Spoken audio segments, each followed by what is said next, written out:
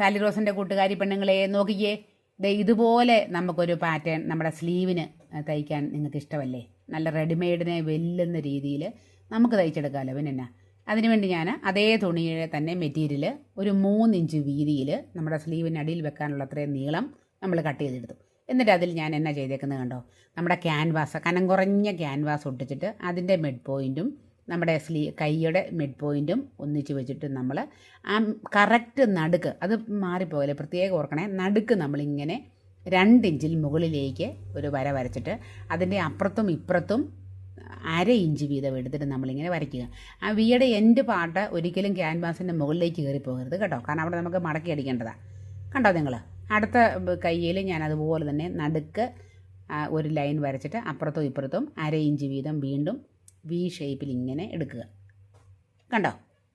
നമ്മൾ ക്യാൻവാസ് എന്തിനാണ് വെക്കുന്നത് വെച്ചാൽ നല്ലതായിട്ടിരിക്കും. എന്നിട്ട് നമ്മളിങ്ങനെ ആ തയ്ക്കാൻ പോകുന്ന ഭാഗം കൂടെ നിങ്ങൾക്ക് ഇങ്ങനെ വരച്ചിട്ടാൽ തയ്ക്കുന്നത് എളുപ്പമായിരിക്കും തുടക്കക്കാർക്ക്. എന്നിട്ട് നമ്മളിങ്ങനെ അരികിലൂടെ കൊണ്ടുവന്ന് അടിച്ച് ആ ഷേപ്പിൽ കറക്റ്റ് കുത്തി നിർത്തണേ, അല്ല മാറിപ്പോയാൽ നമ്മുടെ ഷേപ്പൊക്കെ മാറിപ്പോകും.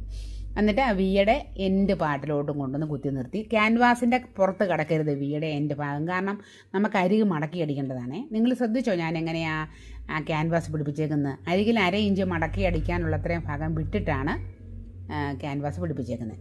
ഇത് നോക്കണേ, നോക്കിച്ചേ. എന്നിട്ട് നമ്മൾ ആ വിയുടെ ഉൾവശം ഇങ്ങനെ കട്ട് ചെയ്ത് കളഞ്ഞിട്ട് വിയുടെ എൻഡ് ഭാഗം തയ്യലേ കൊള്ളാതെ കട്ട് ചെയ്യണം, അല്ലേ ശരിക്കും മറിഞ്ഞു വരത്തില്ല.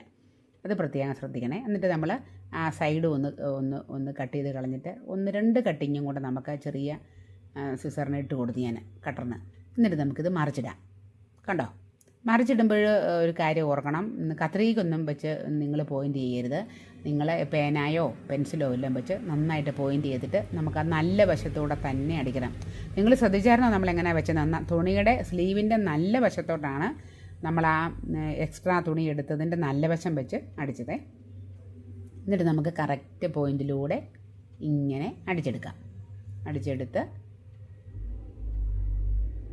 കണ്ടോ, ഇവിടെ പണി കഴിഞ്ഞു. കാണിക്കാം ഞാൻ നിങ്ങളെ. കണ്ടോ എങ്ങനെയുണ്ട്? അടുത്ത് കാണിക്കാം.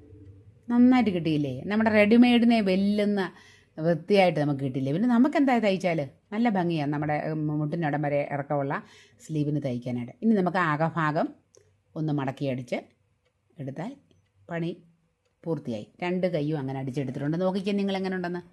നിങ്ങൾക്ക് ഇഷ്ടപ്പെട്ടോ നോക്കി. 2 വശം ഏതാ നല്ല വശം തിരിച്ചറിയത്തില്ല, അത്ര നല്ല ഭംഗിയായിട്ടായിരിക്കുന്നത് അല്ലേ?